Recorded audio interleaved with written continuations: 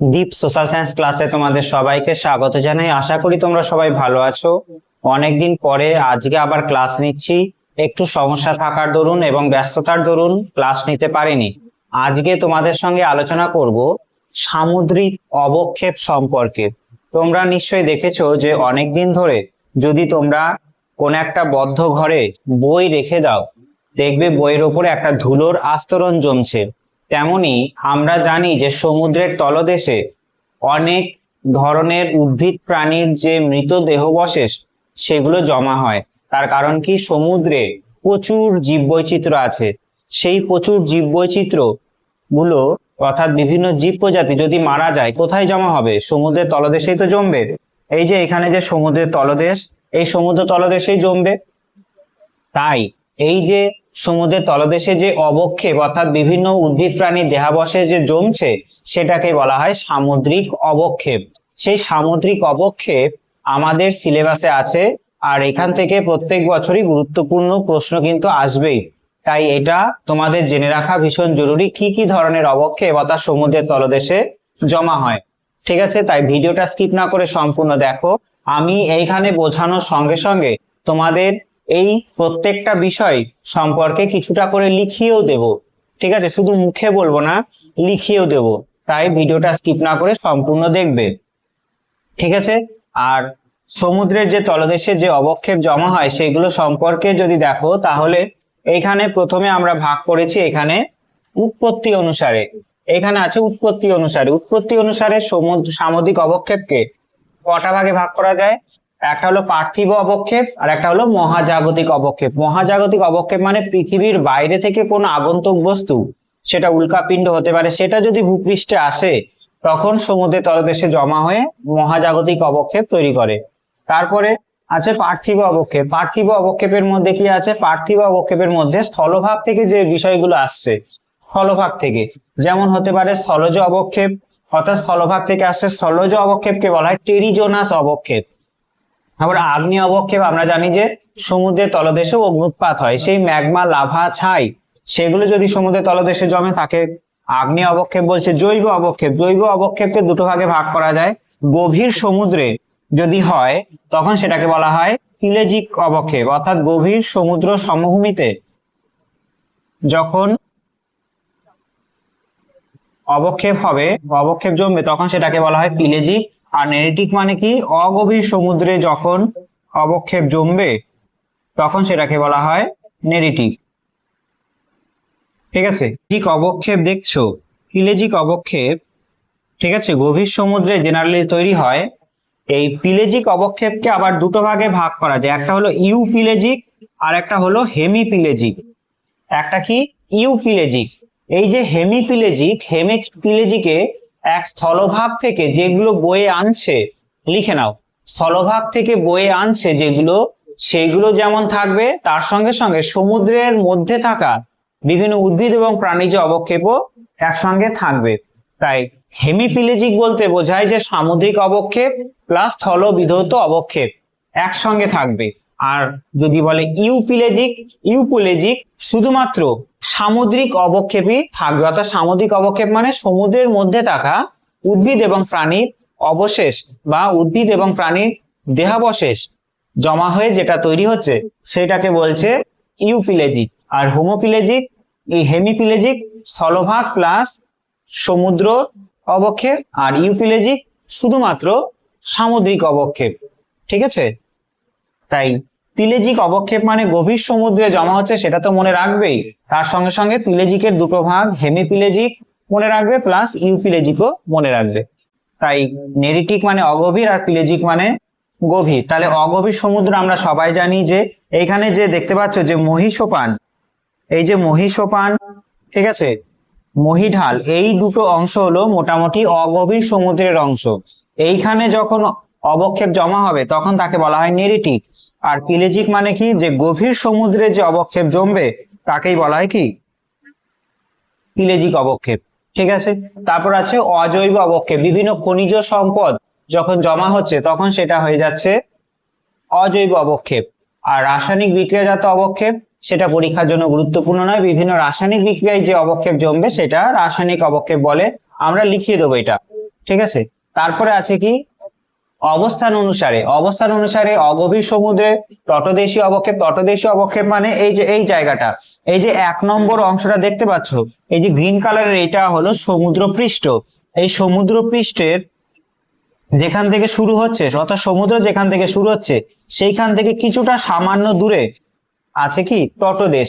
সেই অগভীর সমুদ্রে অর্থাৎ উপকূল রেখা, এই যে এই দাগটা দেখতে পাচ্ছ, এটা হলো উপকূল রেখা। এই উপকূল রেখা থেকে সামান্য গভীরে অংশটাকে বলা হয় তটদেশীয় অবক্ষেপ। এই যে এই 1 নম্বরে আমি এখানে লিখে দিই, এটা 1 নম্বর। এই তটদেশীয় অবক্ষেপে কি কি জমা হয়? প্রস্তরখণ্ড, নুড়ি, বালি। অর্থাৎ আমরা জানি যে সমুদ্রে যখন নদী মেশে, নদীও অনেক কিছু বহন করে নিয়ে আসে, সেইগুলো কোথায় জমা করে? তটদেশে জমা করতে পারে। আবার সমুদ্রের তরঙ্গ, অনেকটা ঢেউ যখন সমুদ্রের পাড়ে এসে আছে পড়ে, তখনও তটদেশীয় অবক্ষেপ জমতে পারে। ঠিক আছে। তারপরে আছে 2 নম্বর দিয়ে কি আছে? মহীসোপান অবক্ষেপ। আমরা জানি যে 200 মিটার গভীরতা পর্যন্ত সমুদ্রের অংশকে মহীসোপান বলে। এই মহীসোপানে যখন অবক্ষেপ জমবে তখন সেটাকে বলবো কি? মহীসোপান সঞ্চয়। কি কি জমে এখানে? সূক্ষ্ম বালি, কাদা, প্রবাল এবং ঝিনুক, এই যাবতীয় বিষয়গুলো এই মহীসোপান অংশে জমা হয়। তারপরে আছে কি? তারপরে আছে মহীঢালের সঞ্চয়। ঠিক আছে। মহীঢালের সঞ্চয় সাধারণভাবে এই যে এই জায়গাটা আমরা বলতে পারি 3 নম্বর, এই যে এখানে যে মহীসোপানে অংশে সঞ্চয়, মহীঢালে সঞ্চয়, আর এখানে আছে গভীর সমুদ্রের সমভূমি। এই যে এই টোটাল অংশটা, এখান থেকে এই টোটাল অংশটা হলো গভীর সমুদ্রের সমভূমি।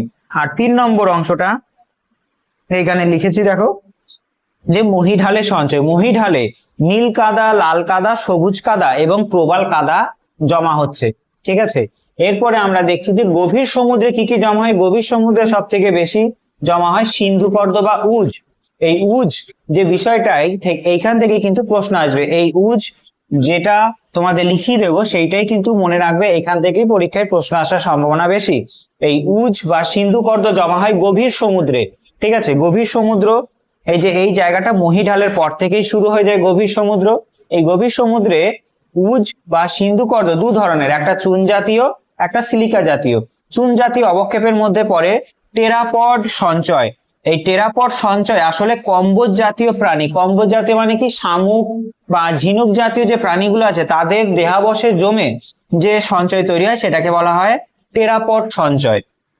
ঠিক আছে। কম্বোজ জাতীয় প্রাণী জমা হচ্ছে। আর চুন জাতীয়র মধ্যে আরেকটা ভাগ কি আছে? গ্লোবিজারিনা। গ্লোবিজারিনা সঞ্চয় বা সূক্ষ্ম কীট। এই সূক্ষ্ম কীটরা তাদের খোলস যখন ত্যাগ করে, যখন দেহাবশেষ হয়ে যায়, তারা মৃত হয়ে যায়, তখন এই গ্লোবিজারিনা সঞ্চয় বা সূক্ষ্ম কীট সমুদ্রের একদম তলদেশে গভীর সমুদ্রে জমা হয়। তারপরে আছে কি? যে সিলিকা জাতীয় অবক্ষেপ। এই সিলিকা জাতীয় অবক্ষেপের মধ্যে সব থেকে গুরুত্বপূর্ণ হলো রেডিওল্যারিয়ান। রেডিওল্যারিয়ান সঞ্চয় অর্থাৎ প্রাণীজ সঞ্চয়। ঠিক আছে। এই প্রাণীজ উপাদানগুলো, বিভিন্ন ধরনের প্রাণী, খোলস জাতীয় প্রাণী যখন জমে সিলিকার মতো অবক্ষেপ তৈরি করবে, সেটাকে বলা হয় কি? রেডিওল্যারিয়ান। এটা হলো প্রাণীজ অবক্ষেপ, প্রাণী দেহ থেকে তৈরি হচ্ছে। আর ডায়াটম সঞ্চয় হলো উদ্ভিদ অবক্ষেপ, অর্থাৎ উদ্ভিদ দেহ জমা হয়ে ধীরে ধীরে এই ডায়াটম অবক্ষেপ তৈরি হয়। বিশেষ করে এই 4টে শব্দ মনে রাখবে: টেরাপড, গ্লোবিজারিনা, আর রেডিওল্যারিয়ান, ডায়াটম। প্রথম প্রশ্নই তোমাদের মনে রাখতে হবে যে সিন্ধু পর্দ বলতে কি বোঝায়, আমি লিখিয়ে দেবো। তারপরে প্রশ্ন আসতে পারে চুন জাতীয় অবক্ষেপের নাম কি? চুন জাতীয় অবক্ষেপ টেরাপড সঞ্চয়, কম্বোজ জাতীয় প্রাণী, আর গ্লোবিজারিনা সূক্ষ্ম কীট জাতীয় প্রাণী। ঠিক আছে। চুন জাতীয় অবক্ষেপ দুটো। আর পরে প্রশ্ন আসতে পারে যে সিলিকা জাতীয় অবক্ষেপ কোনটি? সিলিকা জাতীয় অবক্ষেপ রেডিওল্যারিয়ান এবং ডায়াটম সঞ্চয়। ঠিক আছে। এই কটা হলো তোমাদের এই যে সিন্ধু পর্দটায় বিশেষ করে অবক্ষেপে কিন্তু আসার সম্ভাবনা বেশি। তাহলে এক এক করে দেখো, সবকটা লিখে নেবে এরপরে। ঠিক আছে। বেশ। তাহলে এই যে এই ছবিটা, মানে এই লেখাটা অবশ্যই লিখবে, তার সঙ্গে সঙ্গে আমি এখন লিখিয়ে দেব সেগুলো কিন্তু লিখবে, তাছাড়া সহজে মনে রাখতে পারবে না। ঠিক আছে।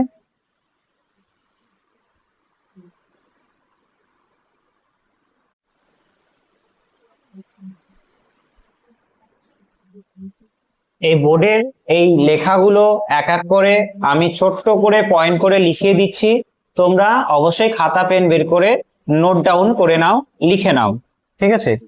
প্রথমে লিখবে স্থলজ অবক্ষেপ। পার্থিব অবক্ষেপের মধ্যে প্রথম আছে স্থলজ অবক্ষেপ। এই স্থলজ অবক্ষেপটা লিখবে। লিখবে স্থলভাগের বিভিন্ন উপাদান প্রাকৃতিক শক্তি যেমন নদী, বায়ু, হিমবাহ এবং সমুদ্র তরঙ্গ দ্বারা যখন সমুদ্রের তলদেশে জমা হবে তখন তাকে বলা হয় স্থলজ অবক্ষেপ বা পেরিজোনাস অবক্ষেপ। ঠিক আছে, এখানে কি কি জমবে? নুড়ি, বালি, কাকর, পলি, এই বিষয়গুলোই জমবে। যেমন আমরা বলতে পারি যে নদী অনেক দূর থেকে বয়ে আসে আর তার যত যাবতীয় যা বহন করে এনেছিল সেগুলো কিন্তু সমুদ্রের তলদেশেই জমা করে। এবার স্থলজ অবক্ষেপের আরো কিছু ভাগে ভাগ করা যায়। যেমন স্থলজ অবক্ষেপের মধ্যে বিজ্ঞানী, সমুদ্র বিজ্ঞানী যে মেরি, ঠিক আছে, জন মারে, সমুদ্র বিজ্ঞানী জন মারে তিনটে ভাগে ভাগ করেছে। একটা হলো সবুজ কাদা, একটা হলো লাল কাদা, আর একটা হলো নীল কাদা। প্রথমে সবুজ কাদা লিখবে যে সবুজ কাদা লিখবে এটি 250 থেকে 1800 মিটার গভীরে পাওয়া যায়। এর মধ্যে 0.56% চুন থাকে। ঠিক আছে, এটা লিখবে সবুজ কাদা। এটা কেন সবুজ হলো তার কারণ কি? বহুদিন ধরে নীল কাদা রাসায়নিক বিক্রিয়ার মাধ্যমে কিন্তু এই সবুজ কাদা তৈরি হয়েছে। অনেকটা কম গভীরে, 250 থেকে 1800 মিটার গভীরেই থাকে। তারপরে লিখবে লাল কাদা। লাল কাদা লৌহ অক্সাইড সমৃদ্ধ শিলা থেকেই তৈরি হয়। যে সবুজ কাদা চুনের পরিমাণ খুবই কম, 0.56%। তারপরে আছে লাল কাদা, চুনের পরিমাণ 32%, আর নীল কাদাতে চুনের পরিমাণ আছে 35%। ঠিক আছে, বেশ। এরপরে আছে আগ্নেয় অবক্ষেপ। আগ্নেয় অবক্ষেপ কি? যে সমুদ্রের তলদেশে যে অগ্নুৎপাত হচ্ছে, লিখবে সমুদ্রের তলদেশে যে অগ্নুৎপাত হয় সে অগ্নুৎপাতের ম্যাগমা ভূপৃষ্ঠের উপরে বেরিয়ে এসে যখন সমুদ্রের তলদেশে জমা হয় তখন তাকে বলা হয় কি? আগ্নেয় অবক্ষেপ। এখানে ছাই যেমন অনেকটা উঁচুতে উঠে গিয়ে আবার সমুদ্রের তলদেশে নামতে পারে, মানে জলের উপরে উঠে যেতে পারে অগ্নুৎপাতের ফলে, আবার সেইগুলোই সমুদ্রের তলদেশে জমা হতে পারে।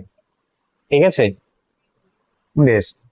এটা হলো আগ্নেয় অবক্ষেপ। এরপরে আছে আমাদের জৈব অবক্ষেপ। জৈব অবক্ষেপের মধ্যে কি আছে? একটা আছে নেরিটিক অবক্ষেপ যেটা অগভীর সমুদ্রে জমা হবে, আর একটা আছে পিলেজিক অবক্ষেপ যেটা গভীর সমুদ্রে জমা হবে। অগভীর সমুদ্রে যেগুলো জমা হচ্ছে নেরিটিক অবক্ষেপ, তার মধ্যে কি কি আছে? নেরিটিক অবক্ষেপকে আবার 4টে ভাগে ভাগ করা যায়। ঠিক আছে, এইখানে 4টে ভাগে ভাগ করা যায়। লিখবে নেরিটিক অবক্ষেপ হলো অগভীর সমুদ্রে যে অবক্ষেপ জমা হচ্ছে তাকে বলা হয় নেরিটিক অবক্ষেপ। ঠিক আছে, একে 4টি ভাগে ভাগ করা যায়। 1 নম্বর হলো চুন জাতীয় অবক্ষেপ। চুন জাতীয় প্রাণীজ অবক্ষেপ যেমন আছে শামুক, ঝিনুক, তারা মাছ। ঠিক আছে, শামুক, ঝিনুক, তারা মাছ, তারপরে স্পঞ্জ, প্রবাল, এগুলো হলো চুনময় প্রাণীজ অবক্ষেপ। তারপরে আছে চুনময় উদ্ভিজ্জ অবক্ষেপ। তার মধ্যে কি কি হবে? সামুদ্রিক শৈবাল হবে আর কোক্কোস্ফিয়ার হবে। লিখবে কোক্কোস্ফিয়ার। সমুদ্র শৈবাল এবং কোক্কোস্ফিয়ার হলো চুনময় উদ্ভিজ্জ অবশেষ। আর 3 নম্বরে আছে সিলিকাময় প্রাণীজ অবশেষ। তার মধ্যে কি কি আছে? রেডিওল্যারিয়ান। সিলিকাময় প্রাণীজ অবশেষের মধ্যে কি আছে? রেডিওল্যারিয়ান। আর সিলিকাময় উদ্ভিজ্জ অবশেষের মধ্যে আছে ডায়াটম উদ্ভিজ্জ অবশেষ, যেটা হলো সিলিকাময়। ঠিক আছে, তাহলে এখানে নেরিটিক অবক্ষেপ হয়ে গেল। আর পিলেজিক অবক্ষেপ কি বললাম? পিলেজিক অবক্ষেপ হলো এখানে সিন্ধুকর্দ বা উজ তৈরি হবে, সিন্ধুকর্দ বা উজ। ঠিক আছে, সিন্ধুকর্দ বা উজ তৈরি হবে। বেশ, সিন্ধুকর্দ কাকে বলে লিখবে যে গভীর সমুদ্রে চুন, গভীর সমুদ্রে চুন ও সিলিকা সমৃদ্ধ তরল ও পিচ্ছিল কাদাকে,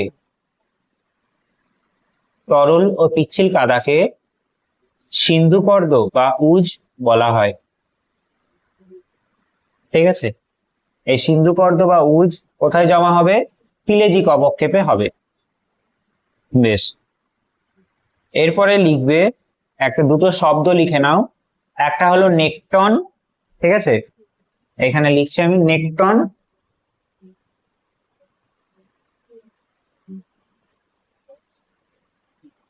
আর আরেকটা হলো বেনথস।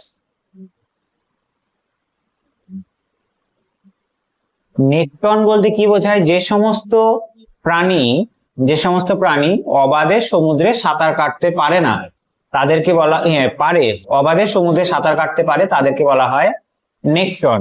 আর যে সমস্ত প্রাণী অবাধে সমুদ্রে সাঁতার কাটতে পারে না তাকে বলা হয় কি? বেনথস। ঠিক আছে, যেমন নেকটন উদাহরণ হিসাবে লিখবে, নেকটন উদাহরণ হিসাবে লিখবে যে স্কুইড, তারপরে লগারহেড এবং অ্যানচভি। স্কুইড, টার্টেল মানে যেটা কচ্ছপ টাইপের যে প্রাণী আছে, স্কুইড আর টার্টেল বা কচ্ছপ লিখে রাখো। আর বেনথসের মধ্যে যারা আছে তাদের মধ্যে কি হবে?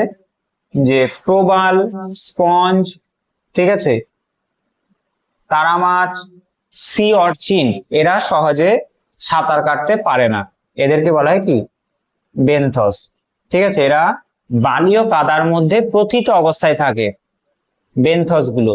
আর নেকটনরা কিন্তু তাদের শরীর অর্থাৎ স্তন্যপায়ী প্রাণী, তারা অবাধে বিচরণ করতে পারে। বেশ, এটা হয়ে গেল, তাহলে নেগেটিভ হয়ে গেল। তারপরে অজৈব অবক্ষেপ লিখবেন। অজৈব অবক্ষেপে লিখবে যে ডলোমাইট, অজৈব অবক্ষেপ পয়েন্ট করে লিখবে ডলোমাইট, সিলিকা, লোহা, manganese oxide, manganese oxide, phosphate, pyrite, feldspar প্রভৃতি নানা অজৈব পদার্থ, প্রভৃতি নানা অজৈব পদার্থ স্থলভাগ থেকে, স্থলভাগ থেকে সমুদ্রে পতিত হয়ে যখন অবক্ষেপ রূপে জমা হবে তখন তাকে বলা হয় কি? অজৈব অবক্ষেপ। কি কি বললাম? সিলিকা, ডলোমাইট, লোহা, ম্যাঙ্গানিজ, এগুলো স্থলভাগ থেকে প্রাকৃতিক শক্তি দ্বারা কোথায় জমা হবে? সমুদ্রের তলদেশে জমা হবে, এটাকে বলা হয় কি? অজৈব অবক্ষেপ। ঠিক আছে,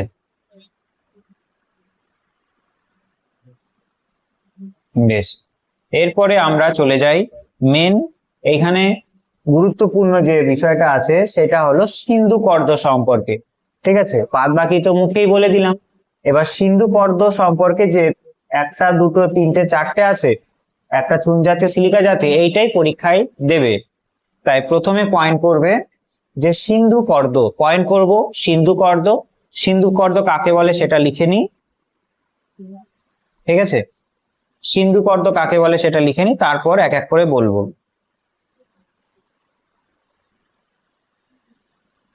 বেশ, সিন্ধুকর্দের মধ্যে প্রথমে সংজ্ঞাটা লিখবে, সিন্ধুকর্দ কাকে বলে। সিন্ধুকর্দ কাকে বলে সেটা লিখবে। লেখো, গভীর সমুদ্রে, গভীর সমুদ্রে উদ্ভিদ ও প্রাণীর মৃত দেহাবশেষ, উদ্ভিদ ও প্রাণীর মৃত দেহাবশেষ থেকে উৎপন্ন, মৃত উদ্ভিদ ও প্রাণী দেহাবশেষ থেকে উৎপন্ন চুন ও সিলিকা সমৃদ্ধ, চুন ও সিলিকা সমৃদ্ধ তরল ও পিচ্ছিল কাদাকে, তরল ও পিচ্ছিল কাদাকে সিন্ধুকর্দ বলা হয়। তরল ও পিচ্ছিল কাদাকে সিন্ধুকর্দ বলা হয়। এটি শুকিয়ে গেলে মিহি পাউডারের মতো হয়। এটি শুকিয়ে গেলে মিহি পাউডারের মতো হয়। ঠিক আছে, বেশ। এরপরে সিন্ধুকর্দের মধ্যে প্রথমে আমরা করবো কি চুন জাতীয় অবক্ষেপ পয়েন্ট করবে। চুন জাতীয় অবক্ষেপের মধ্যে প্রথমে আছে কি, চুন জাতীয় অবক্ষেপের মধ্যে প্রথমে আছে টেরাপড সঞ্চয়। ঠিক আছে, টেরাপড সঞ্চয় লিখবে যে গভীর সমুদ্রে টেরাপড জাতীয় বা কম্বোজ জাতীয়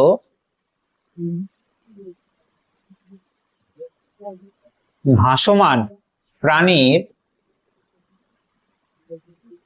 কম্বোজ মানে শামুক জাতীয়, ভাসমান প্রাণীর খোলক থেকে উৎপন্ন চুন জাতীয় পদার্থ সমৃদ্ধ ফিলেজিক অবক্ষেপকে টেরাপড সঞ্চয় বলা হয়। ঠিক আছে, এরপর লিখবে গ্লোবিজারিনা। টেরাপডের কিছু বৈশিষ্ট্য লিখে নাও। টেরাপডের ভেতরে লিখবে যে 600 থেকে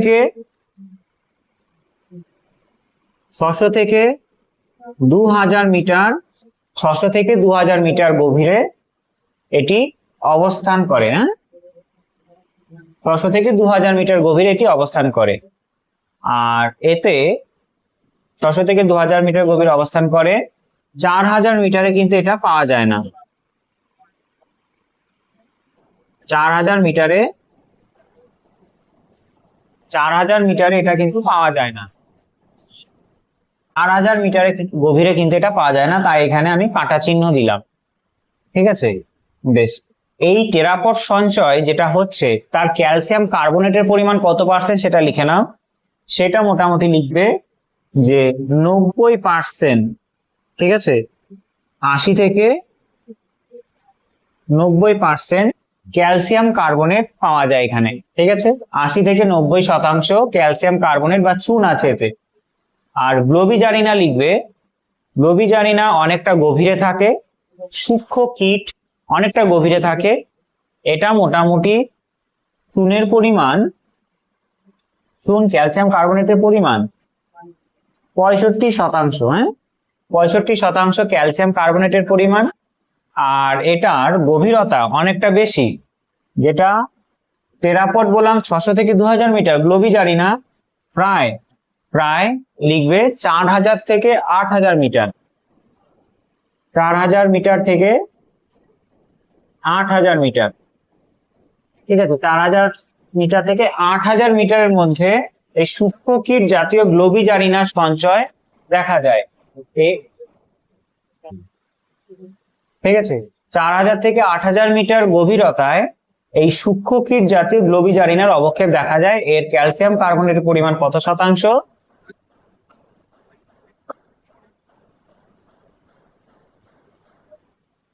ক্যালসিয়াম কার্বনেটের পরিমাণ প্রায় 65%। ক্যালসিয়াম কার্বনেটের পরিমাণ পায় কত শতাংশ? 65%। ঠিক আছে, বেশ। তাহলে এই দুটো হয়ে গেল। আর একটা মনে রাখবে যে টেরাপড সঞ্চয় বা কম্বোজ জাতীয় প্রাণীর যে অবক্ষেপ, সেটা মোটামুটি কোথায় দেখা যায়? ক্রান্তীয় উষ্ণ সমুদ্রে দেখা যায়। ঠিক আছে, ক্রান্তীয় উষ্ণ সমুদ্রে কম্বোজ জাতীয় প্রাণীর অবক্ষেপ দেখা যায়। আর গ্লোবিজারিনার সঞ্চয় বা সূক্ষ্ম কীটের যে অবক্ষেপ, সেটা দেখা যায় ক্রান্তীয় এবং নাতিশীতোষ্ণ সমুদ্রে। ঠিক আছে, তাহলে এক এক করে লিখে নিলে। টেরাপড সঞ্চয় কম্বোজ জাতীয় প্রাণী, সংজ্ঞাটা লেখা হয়ে গেছে। 600 থেকে 2000 মিটারে, 4000 মিটারে দেখা যায় না। আর 80 থেকে 90% কি থাকে? ক্যালসিয়াম কার্বনেট থাকে। এবার গ্লোবিজারিনা লিখবে যে গভীর গভীর সমুদ্রে বিভিন্ন ফ্লোরা মিন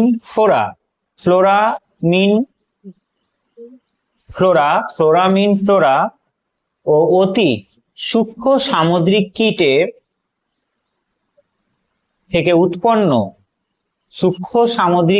থেকে উৎপন্ন চুন জাতীয়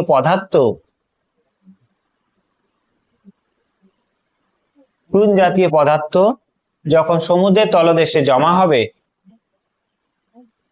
তখন সেটাকে বলবো গ্লোবিজারিনা সঞ্চয়। এটা কিন্তু একটি প্লেজিক অবক্ষেপ, ঠিক আছে, অনেক গভীরে জমা হচ্ছে।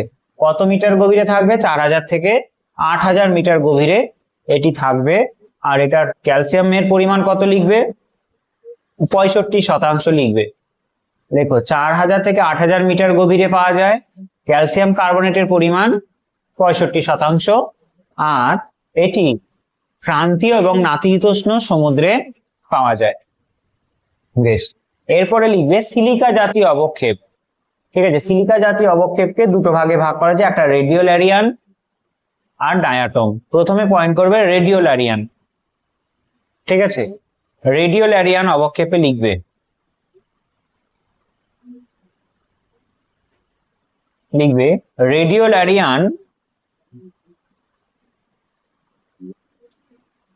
রেডিওল্যারিয়ান বা প্রোটোজোয়া প্রাণী ও ফ্লোরা মিনিফ্লোরা কীটের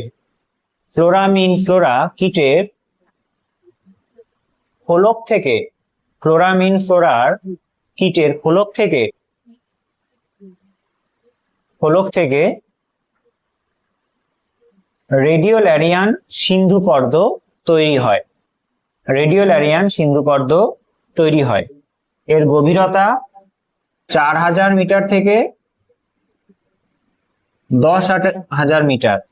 ঠিক আছে, গভীরতা 4000 মিটার থেকে 10,000 মিটার গভীরতায় পাওয়া যায়। ঠিক আছে, এটা লিখবে 4000 থেকে 10,000 মিটার গভীরে পাওয়া যায়। চুনের পরিমাণ খুবই কম, মাত্র 4% চুন আছে এখানে। চুনের পরিমাণ কত? মাত্র 4%। ঠিক আছে, মাত্র 4% চুন আছে। যেমন এটায় 90% চুন ছিল, এটায় 65% চুন ছিল, আর এটায় 4% চুন আছে, যেটা রেডিওল্যারিয়ান। ঠিক আছে, এটা কি সিলিকা জাতীয়। ঠিক আছে, আর এটা কোথায় পাওয়া যায় লেখো? ক্রান্তীয় ও উষ্ণ সমুদ্রে, বিশেষ করে প্রশান্ত মহাসাগর ও ভারত মহাসাগরে এটা পাওয়া যায় বা সঞ্চয় সব থেকে বেশি আছে। ঠিক আছে, হয়েছে লেখা। এরপরে লিখবে ডায়াটম সঞ্চয়। ঠিক আছে, ডায়াটম সঞ্চয় বিশেষ করে এটা কি ধরনের অবক্ষেপ? উদ্ভিদ যদি মারা যায়, সূক্ষ্ম উদ্ভিদ যদি মারা যায়, ঠিক আছে, তখন যে অবক্ষেপ তৈরি হয় সেটা এখানে হয়। এটা কোথায় তৈরি হবে? শীতল সমুদ্রে এটা তৈরি হবে, শীতল ও গভীর সমুদ্রে।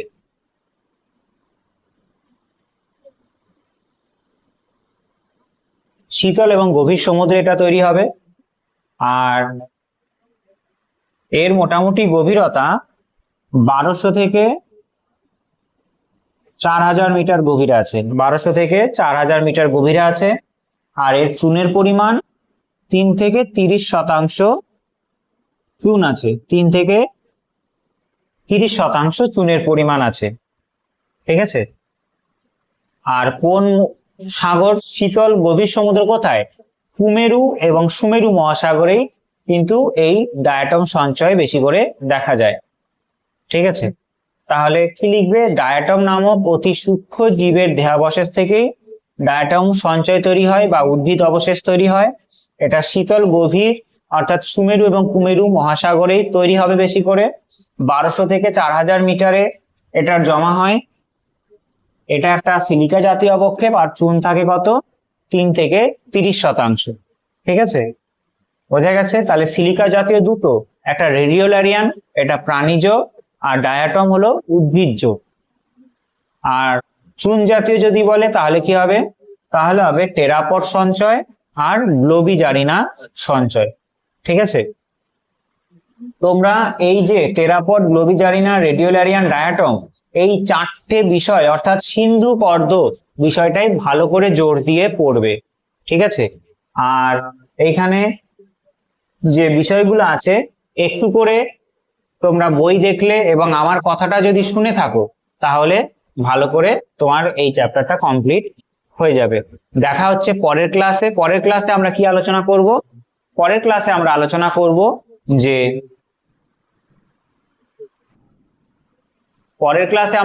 করব যে সমুদ্রের জলের লবণতা, সমুদ্র জলের উষ্ণতা এবং সমুদ্র জলের ঘনত্ব সম্পর্কে, আর আরেকটু ছোট্ট টপিক সামুদ্রিক সম্পদ সম্পর্কে। ঠিক আছে, এরপর থেকে আমি রেগুলার ক্লাস নেব, তাই তোমাদের ভয়ের কিছু নেই, আমি সময় মতোই সিলেবাস শেষ করে দেব। ঠিক আছে, দেখা হচ্ছে পরের ক্লাসে, ততক্ষণ ভালো থেকো। জয় হিন্দ, জয় ভারত।